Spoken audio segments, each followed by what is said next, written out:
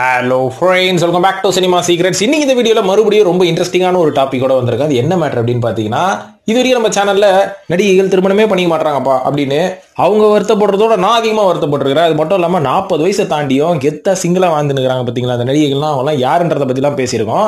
ஆனா இன்னைக்கு நான் சொல்ல போறது இந்த ஏஜ் ஃபேக்டரே கிடையாது. அதுக்கு பதிலாக திருமணம் பேச்சு எடுத்தாலே தலைதறிக்க ஓடக்கூடிய அந்த நடிகைகள்லாம் யார் அப்படின்றத பத்தி தான் இன்னைக்கு பேச போறோம். அது மட்டும் இல்லாம திருமணம்னா ஏன்பா அந்த நடிகைகளுக்கு பிடிக்கவே மாட்டேங்குது, அதுவும் குறிப்பா இந்த வீடியோல நான் சொல்ல போற நடிகைகள்லாம் ஏன் பிடிக்க மாட்டேங்குது அப்படின்ற மாதிரி ஒரு உண்மையான, ஒரு இன்ட்ரெஸ்டிங்கான, ஒரு அதிர்ச்சிகரமான விஷயத்தையும் ரீசனையும் நான் சொல்ல போறேன்.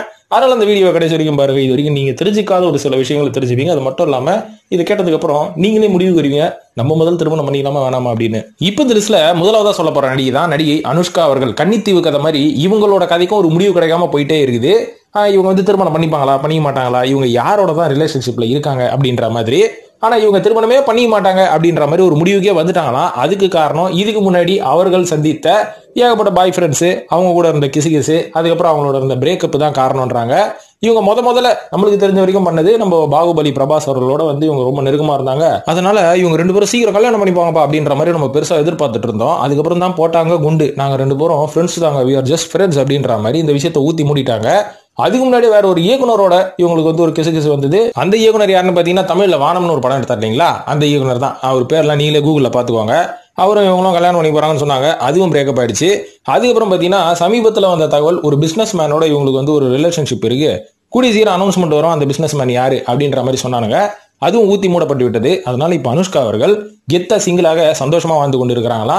இவ்வளவு பிரேக்கப் பார்த்ததுக்கு அப்புறம் இனிமேல் என் வாழ்க்கையில திருமணமே வேணாம் அப்படின்ற மாதிரி, சிங்கிளாவே நடந்துடுறேன், ஜாலியாவே இருந்துடுறேன் அப்படின்ற மாதிரி ஒரு மனநிலைக்கு வந்துட்டாங்க. சோ அதனால அனுஷ்கா அவர்களை நம்ம அப்படியே விட்டுருவோம். இனிமேல் அவங்களை பத்தி கிசுவே பேச வேணாம், விடுங்க. இரண்டாவதா நடிகை கிரண் ரத்தோர் அவர்கள். இவங்களுக்கு என்னதான் ஆச்சு, இவங்க உண்மையாவே ரிலேஷன்ஷிப்ல இருக்கிறாங்களா, கல்யாணம்ன்றது இவங்க வாழ்க்கையிலே நடக்காது அப்படின்ற மாதிரி நம்மளுக்கு தெரிஞ்சு போச்சு. ஏன்னா இவங்களை பொண்ணு பார்க்க வரவன் இவங்களை பாக்குறதுக்கு முன்னாடி இவங்களோட இன்ஸ்டாகிராம் பேஜை பார்த்துட்டான்னு வைங்களேன், சத்தியமா கல்யாணமே பண்ணிக்க மாட்டான். அதுக்கப்புறம் நீங்க வெளிநாட்டுல இருந்து ஏதாவது ஒரு நாட்டுல இருந்து, இருண்ட ஆப்பிரிக்கா அப்படின்ற நாட்டுல இருந்து தான் மாப்பிள்ளை பிடிச்சுன்னு வரணும். ஏன்னா அந்த அளவுக்கு விவகாரமா இருக்கும் இவங்களோட இன்ஸ்டாகிராம் ரீல்ஸ் எல்லாம். இருந்தாலும் இவங்க கல்யாண மேட்டருக்கு வரும். அதுக்கு முன்னாடி கெரியர் மேட்டருக்கு வரும். கல்யாணத்துக்கு முன்னாடி இந்த கெரியர் ஏன் கெட்டு போச்சுன்னு பாத்தீங்கன்னா, பாடி வெயிட் தான் காரணம். ஒரு ஹீரோயின்னா சிக்கனு சிம்ரன் மாதிரி இருக்கணும்ல, அதை விட்டுட்டு நாய் சேகர் மாதிரி மாமூல் நிறைய வருதுன்னு சாப்பிட்டு உடம்பு ஏத்திட்டா எங்க இருந்து ஹீரோயின் சான்ஸ் கிடைக்கிறது? சரி, ஹீரோயின் சான்ஸ் தான் கிடைக்கல, அடுத்தது இந்த சைடு ஆர்டிஸ்ட் கேரக்டர் ரோல் கிடைக்கும்னு பார்த்தா அதுக்கும் பாடி முக்கியம் அப்படின்ற மாதிரி நீங்க ஆகி போச்சு இல்லைங்களா.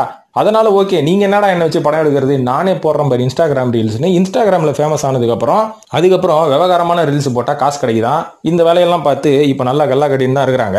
சோ இந்த மாதிரி நல்லா போறவங்க கிட்ட போய் உங்களுக்கு எப்போ கல்யாணம்னு கேட்டா எவ்வளவு காண்டா இருக்கும் அவங்களுக்கு. அதனால முதல்ல இந்த வார்த்தையை பத்தியே பேசாத நீ. இந்த திருமணம் அப்படின்ற ஒரு விஷயத்தை பத்தி கேட்டாலே காதெல்லாம் கொய்ந்து அப்படின்ற மாதிரி கேட்கறவங்க கிட்ட எல்லாம் இந்த மாதிரி பதில் சொல்லி இருக்கிறாங்களா. சரி ஓகே விடுங்க, கிரணுக்கு எப்போ கல்யாணம் பண்ணணும் அவங்களுக்கு தெரியாதா, நம்மளுக்கு என்ன வந்தது. மூன்றாவதா நடிகை தபு அவர்கள். இப்போ அவங்களுக்கு 52 வயசு ஆகுது. சரி, அதுக்கு முன்னாடி சொன்ன கிரணுக்கு என்ன வயசு, 42. அதுக்கு முன்னாடி சொன்ன அனுஷ்காக்கு என்ன வயசு, அது மறந்துட்டு பத்தியா 40 தாண்டிடுச்சுங்க, விடுங்க. இப்போ நம்ம தபு மேட்டருக்கே வருவோம். அதாவது தபு அவர்கள் நம்ம தமிழ்நாட்டை சேர்ந்தவா, தமிழில் காதல் தேசம் மற்றும் கண்டுகொண்டேன் இந்த படங்கள்லாம் வரும்போது கொஞ்சம் ஃபேமஸா இருந்தாங்க. அதுக்கப்புறம் டோட்டலா பாலிவுட்டுக்கே போயிட்டாங்க. அதெல்லாம் ஓகே. இப்போ அவங்க கெரியரை பத்தி நீ பேசாத, ஏன் கல்யாணம் பண்ணிக்கல அதை சொல்லுனா.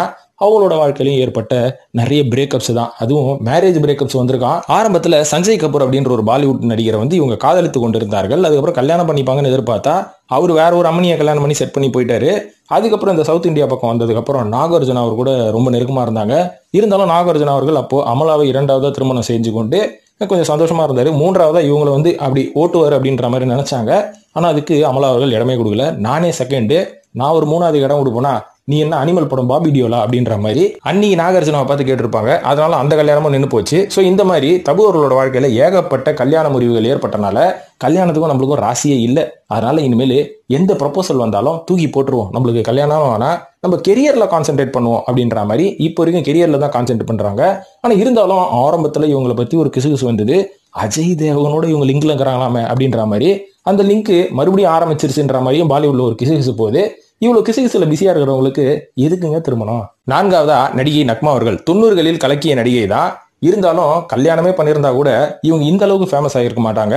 அது பதிலாக இவங்க மாட்டினாங்க பாரு கிசுகிசு, அதனாலதான் இந்தியா ஃபேமஸ் ஆகி இன்னைக்கு ஒரு அரசியல்வாதியாவே ஆயிட்டாங்க. அது என்ன கிசுகிசுன்னு என் வீடியோலயே நிறைய சொல்லிட்டேன், சலிச்சு போச்சு. பார்க்காதவங்க நிறைய அப்படி ஓட்டி பாருங்க என் வீடியோலாம். இருந்தாலும் சொல்லிடுறேன், இவங்க லிஸ்ட்ல 4 பேர் இருந்தாங்க. ஒன்னு கிரிக்கெட் வீரர் சௌரவ் கங்குலி, இன்னொன்னு நம்ம சரத்குமார் அவர்கள், மூன்றாவதா போஜ்புரி நடிகர் ரவி கிஷன், அதுக்கப்புறம் இவருக்கு அப்புறமா வந்தவர் தான் மனோஜ் திவாரி அப்படின்ற இன்னும் ஒரு போஜ்புரி நடிகர், அதுக்கப்புறம் இப்போ ஏதோ ஒரு அரசியல்வாதி, அதுக்கப்புறம் மறுபடியும் ஏதோ ஒரு கிரிக்கெட்டரான். இந்த மாதிரியே லிஸ்ட் பெருசா போயிட்டு இருக்கும் போது நடுவில் கல்யாணம் பண்றதுக்குலாம் டைம் இல்லை இல்லைங்களா? அதனால அவங்களோட கெரியர்ல இதான் கெரியரா அப்படின்னு கேட்டீங்கன்னா இது இல்லப்பா. இது இல்லாம தனிப்பட்ட கெரியர்னு ஒன்று இருக்குல்ல, அரசியல் இருக்கு, சினிமா இருக்கு, எவ்வளவு இருக்கு, அதுல கொஞ்சம் பிஸியா இருக்கிறாங்களாம். அதனால இப்ப கல்யாணம் பண்ணியில, இருந்தாலும் கல்யாணம் பண்ணணும் அப்படின்ற ஒரு ஆசை இருக்கான். ஏங்க நானும் குழந்தை குட்டி புருஷன் வாழணும் இல்லைங்களா? எனக்கும் அந்த ஆசை இருக்காதா? நானும் ஒரு சராசரி பெண் தானே. அதனாலதான் ஒரு 4 பேரை ட்ரை பண்ணி பார்த்தேன். 4 பேரும் அயோக்கிய பசங்களா இருக்கிறானுங்க. அதனாலதான் தூக்கி போட்டுட்டு இப்ப வரைக்கும் சிங்கிளா இருப்போம், நல்ல பையன் கிடைக்கிறானா நான் வெயிட் பண்றேன் அப்படின்னாங்க. வெயிட் பண்ணினே இருக்க வேண்டியதுதான். 5ஆவதா நடிகை ஸ்ருதி ஹாசன். இவங்க தாங்க அப்பனுக்கு தப்பாம பிறந்திருக்காங்க அப்படின்ற மாதிரி சொல்லுவாங்க பாத்தீங்களா? என்னங்க சொல்றீங்க, அப்பா மாதிரி இவங்களும் கல்யாணமே கிடையாதா, லிவிங் டுகெதர் தானே அப்படின்னு கேட்டீங்கன்னா இப்போ வரைக்கும் அப்படிதான் நடந்துட்டு இருக்குது. கல்யாணம் அப்படின்ற ஒரு பேச்சே இல்ல. அப்படியே மீறி போய் கல்யாணம் பண்ணிப்பீங்களா அப்படின்னு கேட்டா இல்ல இப்ப எனக்கு புது பாய் ஃப்ரெண்ட் கிடைச்சிருக்காரு, அவரோட பேரு சாந்தனு. சாந்தனுவா பாய்ராஜ் பையனா அப்படின்னு கேட்டீங்கன்னா, எப்பா அவங்க குடும்பத்துல நான் விளையாட விரும்பல. அவர் பாவம் ஏதோ ரீல்ஸை போட்டு ஒரு பக்கம் ஃபேமஸ் ஆகிருக்கிறாரு, சினிமா பக்கம் வராம. நான் சொல்றது பாப் சிங்கரான சாந்தனு அசாரியா அப்படின்றவரோட இப்ப ரிலேஷன்ஷிப்ல இருக்கிறாங்களா. இவங்க 2 பேரும் எப்ப லிங்க் ஆனாங்கன்னா, இவங்க 2 பேரும் சேர்ந்து ஏதோ ஒரு பாப் ஆல்பம் ஒன்று பண்ணிருக்காங்க. அதுல இவரோட திறமையை பார்த்து, இவரோட அழகை பார்த்து, இவரோட தலையை பார்த்து, இவரோட உடையை பார்த்து ஸ்ருதி ஹாசன் அவர்கள் வாங்கிட்டாங்களாம். என்னத்த மயங்கினாலும் தெரியல. ரீசெண்டா நம்மளுக்கு ஒரு கம்பெனி வேணும்ல அப்படின்ற மாதிரி கம்பெனியை பிடிச்சிட்டு இருக்காங்க. இருந்தாலும் இவங்க ஒரு ஸ்டேட்மெண்ட் விட்டுருக்காங்க. அதாவது இந்த பையனையாச்சும் நீ கல்யாணம் பண்ணிப்பியா, இல்லைன்னா உங்க அப்பன மாதிரியே நீ ஆயிடு அப்படின்னு கேட்டதுக்கு, எங்க அப்பன மாதிரிலாம் நான் ஆக மாட்டேன், கல்யாணம் பண்ணுவேன், ஆனா இப்போதைக்கு நாங்கள் ரொம்ப ஃப்ரெண்ட்ஸா இருக்கிறோம், லிவிங் டுகெதர்ல இருக்கிறோம், அதனால இப்போ வரைக்கும் எங்க லைஃப் வந்து ரொம்ப ஸ்மூத்தா போயிட்டு இருக்கு, நோ ப்ராப்ளம் அட்டால் அப்படின்ற மாதிரி சொல்லியிருக்காங்க. ஸோ அதனால இதுவும் கல்யாணத்துல முடியுமான்றது எனக்கு ரொம்ப டவுட் ஆகுது.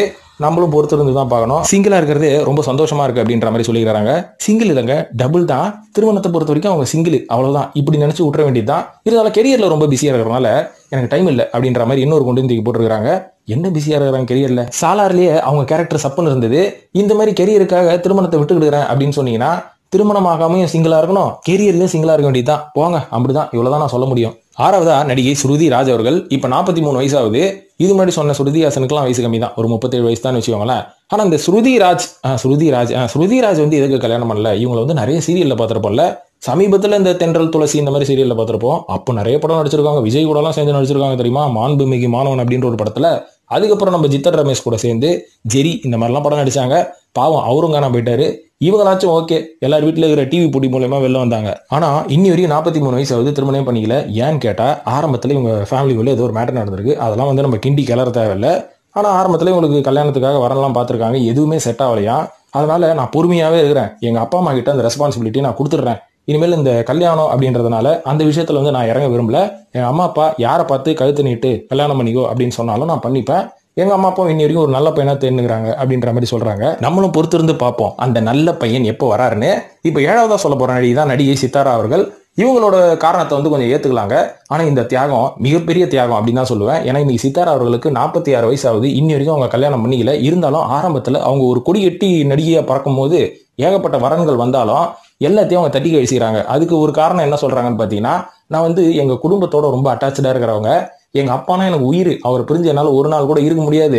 இதுக்காகவே ஆரம்பத்துல திருமணம் பண்ணிக்கிட்டேன், எங்க அப்பாவை பிரியணுமேன்னு சொல்லி நான் கல்யாணமே பண்ணாம இருந்தேன். அதுக்கப்புறம் எங்க அப்பாவோட மறைவுக்கு பிறகு அந்த சோகத்துல இருந்து மீள முடியாம நான் திருமணமே வேணாம், நம்ம சிங்கிளாவே இருந்துருவோம் அப்படின்ற மாதிரி இன்னி வரைக்கும் நான் சிங்கிளா தான் இருக்கிறேன். அதனால இனிமேல் நான் திருமணமே பண்ணிக்க மாட்டேன் அப்படின்ற மாதிரி ஒரு முடிவுக்கு வந்துட்டு இருக்காங்க. அதுக்கு காரணம் அப்பா மேல இருந்து அதிக பாசம், ஃபேமிலி மேல இருந்து அவ்வளவு பெரிய ரெஸ்பான்சிபிலிட்டி அப்படின்றனால தான் திருமணம் பண்ணிக்கலையா. இது வந்து ஒரு நல்ல காரணமா தான் தெரியுது. இருந்தாலும் அவங்களோட வாழ்க்கையும் கொஞ்சம் பார்க்கணும்ல. 8ஆவதா நடிகை சோபனா அவர்கள். 51 வயசு ஆகுதுங்க இவங்களுக்கு. இருந்தாலும் அவங்க இன்னி வரைக்கும் கல்யாணம் பண்ணல. அது இப்ப எடுத்த முடிவா, இல்ல இதுக்கு முன்னாடி நான் சொன்ன நடிகைகள் மாதிரி பிரேக்கப்னால வந்த ஒரு விளைவா அப்படின்னு கேட்டீங்கன்னா அதெல்லாம் கிடையாதுங்க. இவங்க வந்து ஆரம்பத்திலே இந்த திருமணம் அப்படின்ற ஒரு பந்தத்தின் மேல் எனக்கு நம்பிக்கையே கிடையாது. நான் வந்து என்னோட இஷ்டத்துக்கு தான் நான் வாழணும் அப்படின்னு நினைக்கிறேனே தவிர, இந்த திருமணம் குடும்பம் எனக்காக ஒரு லைஃப் பார்ட்னர் கிடைக்கணும், அவரை நம்பி இருக்கணும் அப்படின்ற ஒரு அவசியத்துல நான் இருக்க விரும்பல. நான் ஒரு இண்டிபெண்டன்ட் உமன் அப்படின்ற மாதிரி சொல்றாங்க. அதனாலதான் அவங்க மிடில் ஏஜா இருக்கும் போதே 2001 வருஷமே ஒரு பெண் குழந்தையை வந்து தத்தெடுத்து விட்டு அவங்களுக்கு அனந்த நாராயணின்ற பேர் வச்சு அவங்களை வளர்த்துட்டு வந்தாங்க. ஸோ திருமணம் பிளான் அப்பவே இல்லாதனால தான் 2001 வருஷம் இப்படி ஒரு முடிவு எடுத்துருக்காங்க. இது ஒரு நல்ல முடிவு தான். அதுக்கப்புறம் மறுபடியும் ஒரு சில நெறியாளர்கள் 2004 வருஷம் அவங்கள பார்த்து கேட்கும் போது, நான் திருமணத்துக்கு எதிரான ஆளே கிடையாது, ஆனா எனக்கு திருமணம் பண்றதுக்கு டைம் கிடையாது, ஏன்னா என்னோட கெரியர்ல நான் ரொம்ப பிஸியா இருக்கிறேன். அது மட்டும் இல்லாம தமிழ்நாட்டுல நான் எதிர்பார்க்கிற மாதிரி ஒரு பையன் கிடைக்கல அப்படின்ற மாதிரி சொல்லியிருக்காங்க. நம்ம தமிழ்நாட்டுல இப்போதைக்கு கிட்டத்தட்ட ஒரு 4 கோடி ஆண்கள் இருப்பாங்கன்னு நான் நினைக்கிறேன். சும்மா ஒரு கருத்து கணிப்புலாம் தெரியாது, அடிச்சு விடுறதுதான்.